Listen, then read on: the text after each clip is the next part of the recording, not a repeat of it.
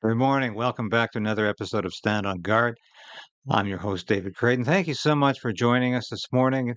It's Saturday. It's a beautiful Saturday, October 19th, actually my daughter's birthday. Happy birthday. And I just want to say we really appreciate your support and the fact that you're subscribing. Keep on subscribing. Please do so. Please join the station in our fight to resolve to resist. And we'll be back in a minute. What is Jordan Peterson up to? What a lot of Canadians should be up to. So we are in a very precarious position in this country. We need political change, but we also need to resolve to resist.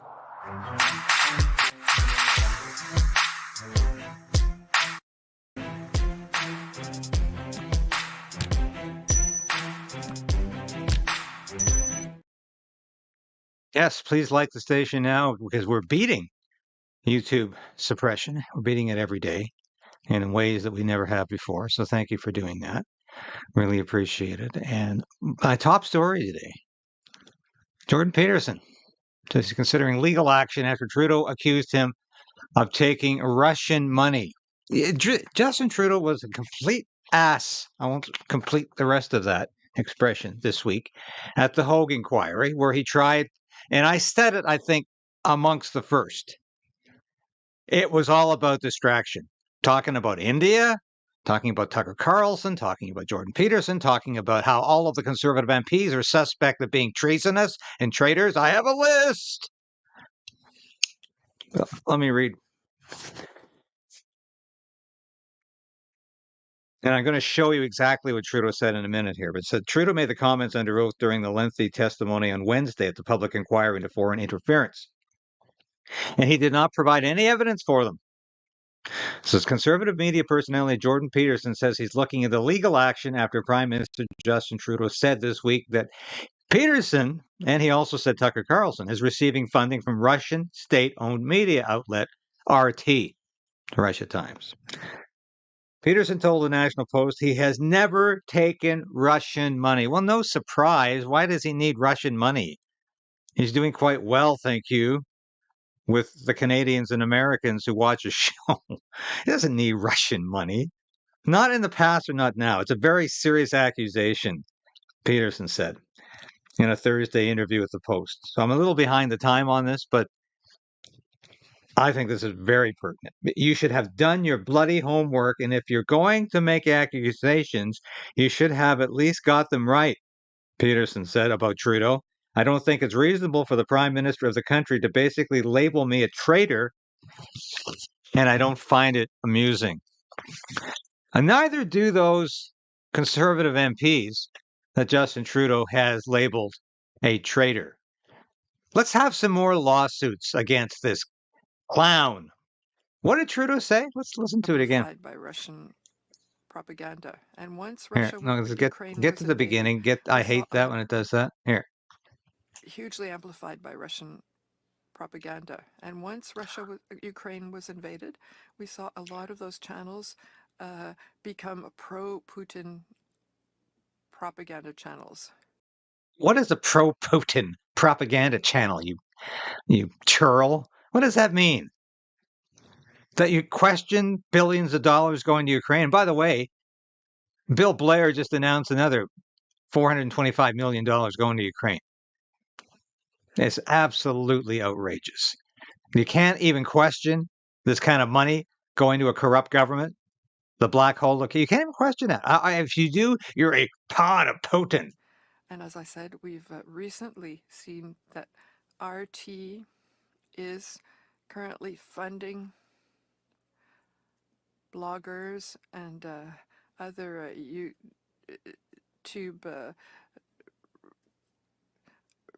personalities of the right, such as Jordan Peterson, other names that are... Such as Jordan Peterson. Where does he get that information from? Just smear. Go ahead. He's under oath, recall. Get a lawsuit against this son of a bee. And Tucker Carlson as well. Tucker Carlson, too. Tucker Carlson needs Russian money because he's the most popular person on social media right now. He needs Russian money, though. And he's so subservient to Russia that he's getting Russian money. Again, not a shred of evidence, Justin boy. You just come out with crap. You accuse people of being Russian agents. You accuse conservative MPs of being traitors. And you're getting it all from your earphones, aren't you? Because you can't even remember what to say. You're so incompetent. In order to amplify messages that are destabilizing democracies. And I told you, we're gonna end the show with a real interesting message. Those of you who are following Bill C-293, and I had a farmer on recently, Vicky Dutton, to discuss this. We talked about it, how dangerous this bill is. It's with the Senate. It's a private member's bill that is going to effectively outlaw meat production and consumption during the next pandemic, which the Liberals have got planned already. They tried monkeypox this summer. That didn't seem to have the right leverage. They tried the bird influenza. Nobody bought that one either, but they're still at it. And the author of this bill, this private member's bill, is none other than Nate Erskine Smith. And you say, who the hell is that? Sounds like a name from an English drawing room drama or comedy. Well, that's the guy. That's the Liberal MP who has his own little show on YouTube that, about 25 people watch every week. And he's interviewed Justin Trudeau recently. I showed you some clips from that, but he's the guy behind this bill.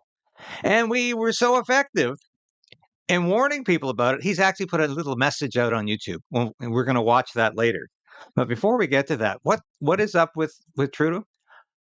Chrystia Freeland's trying to come to Trudeau's rescue. Don't worry, Justin. A vast majority of caucus supports Trudeau as a senior Liberal star calls for his exit. Now we'll get to exactly who that is, but have a look at this little clip here, and then we'll get to we'll watch Freeland as she pathetically tries to defend Justin Trudeau. But here's a little bit more about Trudeau's strategy. Get the three most sycophantic caucus members out there, the three worst sycophantic Liberal cabinet ministers, get them out there on the road telling everybody how wonderful I am. 3 cabinet ministers fanned out across the country, trying to show business as usual. But it's not. The questions keep mounting about a possible mutiny. How serious is this threat to the Prime Minister's leadership? Colleagues plan to raise the issue of Justin Trudeau's leadership. Évidemment, on s'intéresse à ce qui se passe avec votre chef, M. Trudeau. Justin Trudeau's inner circle is standing by him, despite a coordinated effort by up to 30 members of the Liberal caucus to push the Prime Minister out. Well, first and foremost, this is a question. First and foremost, yes, Melanie, this is a woman who could not organize a ablution setup. And here she is once again. She is the stalwart defender. Question that you need to ask the Prime Minister himself, because I'm convinced he's able to answer, and ultimately he can count on my loyalty. I am absolutely confident. That was pretty poor, actually. Ask the Prime Minister about it. Don't ask me, but he's got my loyalty as long as I keep getting this big payment every month from the government of Canada for being one of the most useless cabinet ministers, probably the worst foreign affairs minister in history. She's totally qualified for the job. She might be a good travel agent. That's about all. Confident that the vast majority of members of our caucus support the Prime Minister. Backbenchers are also fielding questions, too, about Trudeau's future. Is it time for him to stay or is it time for him to go? Well, that's a decision the Prime Minister will make. No copies or photos have leaked of the resignation document those Liberals have been asked to sign. Global News has reached out to more than 60 Liberal MPs about the document, but so far only one has gone public. Atlantic MP Sean Casey, who told media this week it's time for Trudeau to step aside. In another blow, former Prime Minister Jean Chrétien's chief of staff, Eddie Goldenberg, wrote an op-ed arguing Trudeau must go. Much as he has tried, a majority of Canadians have decided that they want a prime minister who is not Justin Trudeau. With a backbench revolt. Now, you have to read more about the Eddie Goldenberg comment because it's beyond belief. Why he says Justin Trudeau has to go. He says, because we need somebody of Justin Trudeau's stature to fight for Canadian sovereignty and to fight against potential Quebec separatism. Aren't you sick to death of putting everything on hold so we can appease the Quebec sovereigntists again? Let's just pretend nothing else matters except keeping Quebec happy and keeping the separatists there happy. Oh, this is just incredible. But Goldenberg's right about one thing. A vast majority of Canadians have decided they want another prime minister. Now let's watch Chrystia Freeland react to the news that 4 cabinet ministers this week announced they're not running again. Every single one of my colleagues who's made the very difficult and serious decision not to run again is a person I really respect and is a person. So she really respects people for not running again. That's what she said. Look at Liberal MP Jenna Suds there in the background. By the way, there's no more ridiculous position to be in than standing behind a cabinet minister making an announcement while you let your arms hang like this guy on the left here. You just let your arms hang down and look like a statue. And of course, Jenna Suds is over there fidgeting. Look at the body language. She's fidgeting so badly because she knows Freeland is making this up. Person I have worked with very closely. So it's a personal loss for me. These are really hardworking, dedicated, elected people who have given so much to work hard to serve their constituents and serve their Canadians. So, Philomena, Carla, Marie-Claude, Dan, I just want to say, I'm sad. I'm going to miss you. Thank you so much for all your hard work and dedication. It's a really personal choice to put your hand up to work hard to serve Canadians. And I respect the decision of every single person who chooses to do that. And I respect the decision of every single person who makes the decision to retire and step back from public life. But each of those ministers has my very deep gratitude. There's the 4 ministers, by the way, that we're talking about. Carla Qualthrow, Philomena Tassi, Marie-Claude Bibeau, and Dan Vandal. Now, these are the 4 who are not running again. I think this might indicate something, don't you? But here's an even better clip of Chrystia Freeland trying to convince you that Justin Trudeau has the loyalty of his caucus.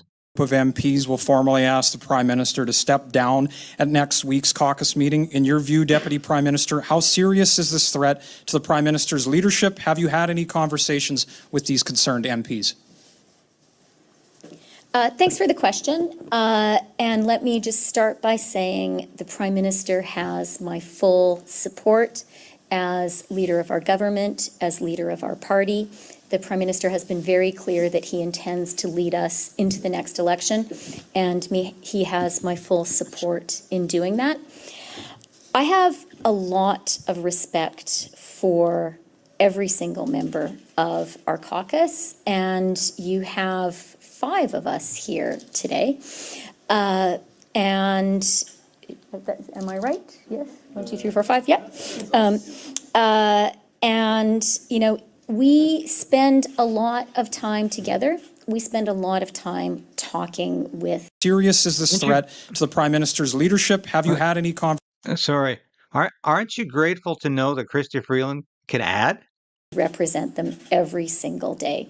So in a very real way, our caucus is our government, and I take that very seriously, and I take the perspective and the ideas and the work and the contribution of each caucus member extremely seriously. Now watch Jenna Suds fidgeting like mad because she knows none of this is true, folks. None of this is true. There's probably 50 to 60 caucus members who have signed this document and are going to confront Trudeau Monday, or certainly by Wednesday when they have their caucus meeting, if Trudeau decides to show up. In our caucus, as in any caucus, there is going to be a wide range of views. I am absolutely confident that the vast majority of members of our caucus support the Prime Minister. First, that's an utter lie.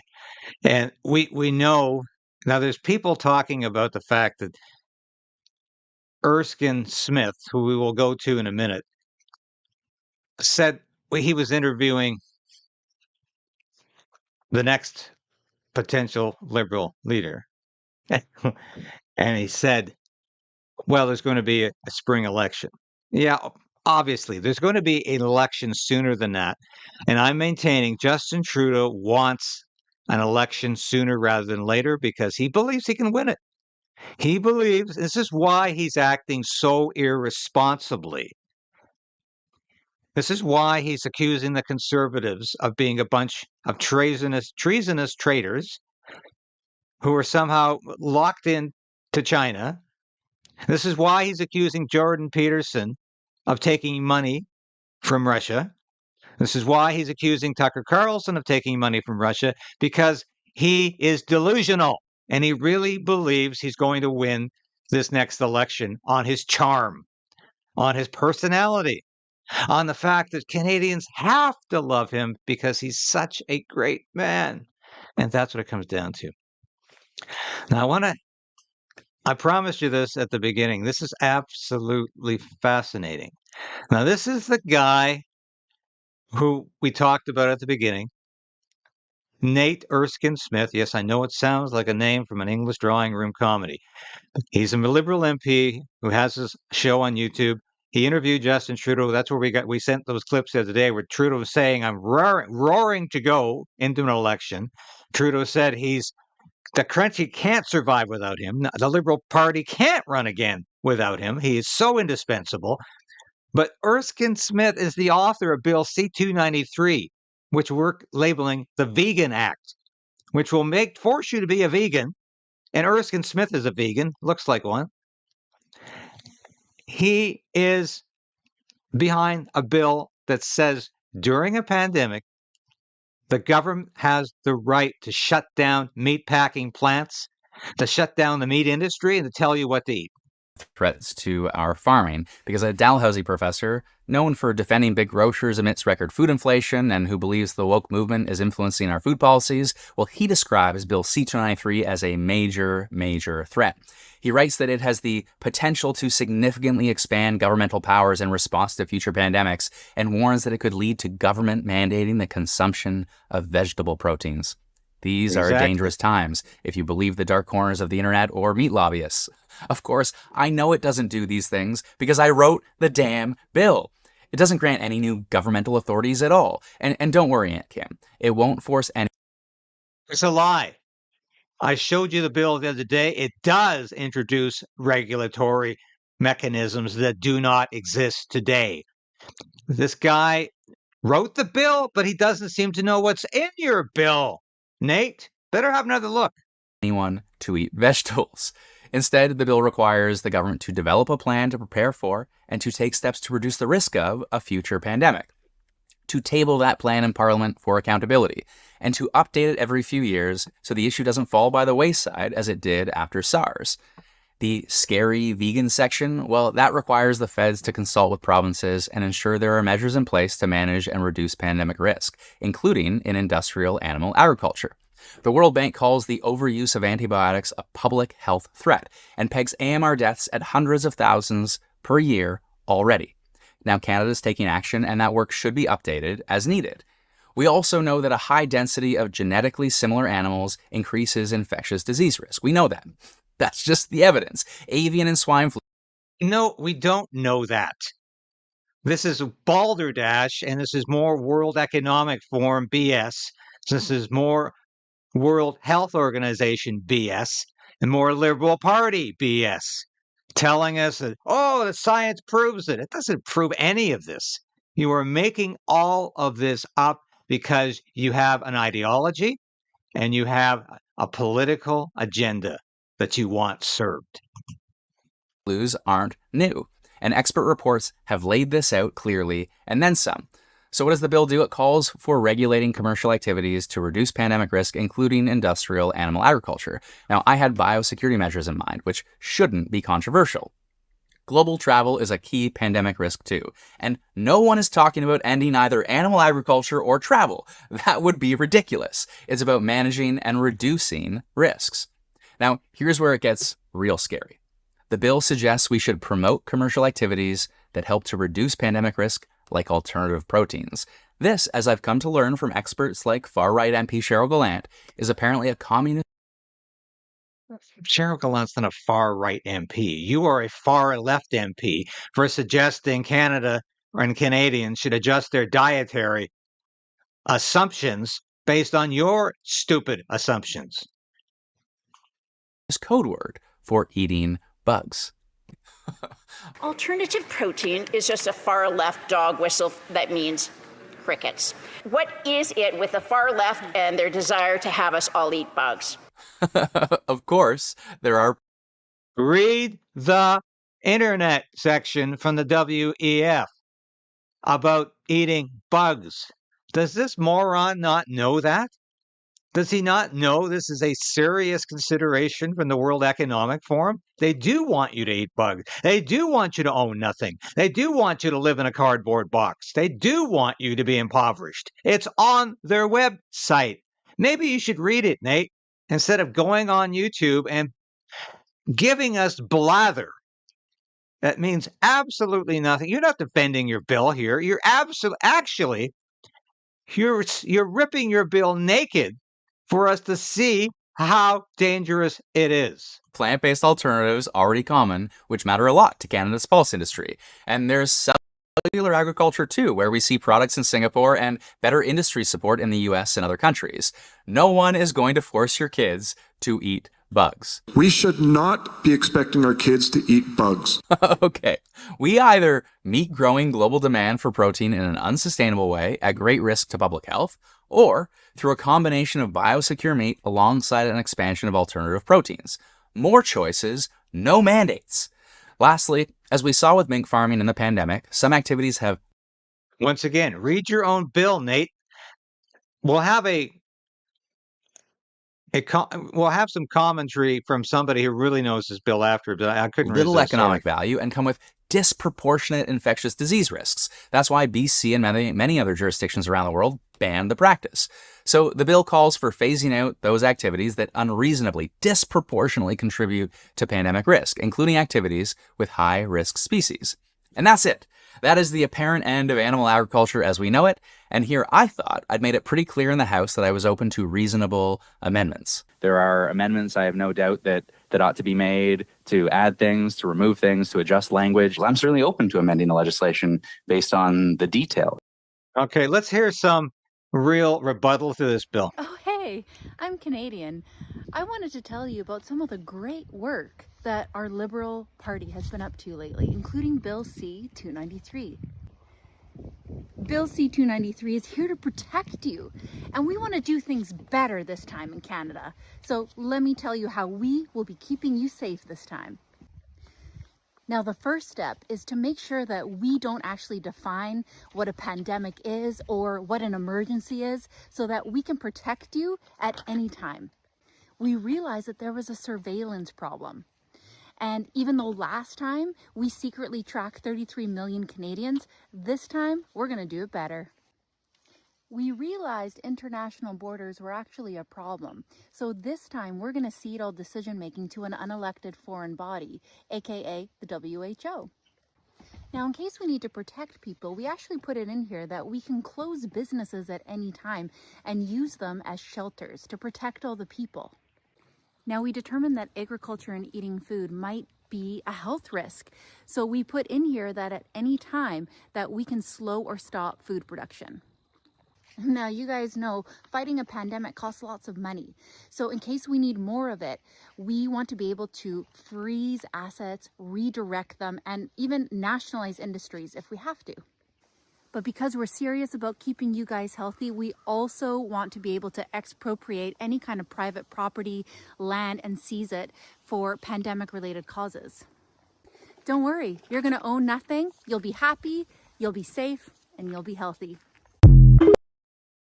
That was a wonderful summation of the bill.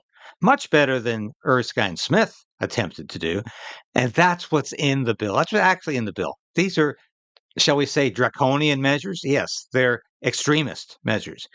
But this is a Liberal government that froze the bank accounts of not only protesters in the Freedom Convoy, but people who supported them by donating money.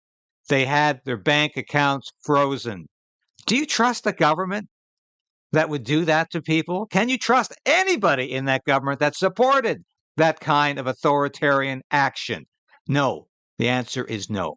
So I'm going to get back to Jordan Peterson at the end of this broadcast. I want to have Jordan Peterson on the show. I've never actually asked, but I think it might be a great conversation. And I think he needs to be encouraged to file that lawsuit against Justin Trudeau because I think he's got the guts and the moxie to do it. And Justin Trudeau needs a good shakeup right now because he is out of control. But that also means that Justin Trudeau is going to have an election sooner rather than later. I'm sticking to my prediction. Mid to late November election.